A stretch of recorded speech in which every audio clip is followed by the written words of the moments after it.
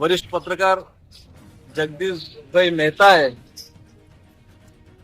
હાલના ગુજરાત વિધાનસભા વિપક્ષના નેતા હમણાં જ ઘોષિત થયા છે તેવા તુષારભાઈ ચૌધરી વિશે ઉચ્ચારણો કર્યા છે કે તુષારભાઈ ચૌધરી એક મોટા આદિવાસી નેતા માજી મુખ્યમંત્રી અમરસિંહ ચૌધરીના પુત્ર છે, એટલે મોટા બંગલામાં રહેવાવાળા છે અને પાથરણામાં અને ઝાજમમાં રહેવાવાળા છે, એમના પગ પડે છે.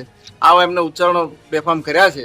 એમનું એમ કેવું છે કે આદિવાસી નેતા કેવો અર્ધનગ્ન હોય, આદિવાસી કેવા હોય, જંગલમાં રહેનારા હોય, એટલે એવાય નિમણૂક કરવાની. એમ હું એમને કહેવા માંગુ છું કે તમે જૂના જમાનાની બાબા આદમના જમાનાની વાત કરો છો. હતા અમારા પૂર્વજો એવી રીતના રહેતા હતા, પરંતુ આજે અમે પણ આદિવાસી છે. આજે અમે શિક્ષણ મેળવ્યું છે, આજે અમારામાં જાગૃતતા આવી છે. તો એમનું શું કેવું છે? અમારે એવા રહેવાના, જંગલમાં રહેવાનું, પ્રાણીનો શિકાર કરવાનો, અર્ધકચરો ખાવાનું, એમનું એમ કેવું છે. એટલે આ તદ્દન નિંદનીય છે. અમે એનો વિરોધ કરીએ છીએ અને આજે અમે કલેક્ટર સાહેબને અમે રજૂઆત કરવા આવ્યા છીએ. અમારી માંગ છે કે જે એફઆઈઆર એમની સામે ફરિયાદ કરવામાં આવી છે તેની સામે એક્શન લેવાય, તપાસ થાય અને એક્રોસિટીની ગુનો લાગુ પડે એવી અમારી માંગણી છે.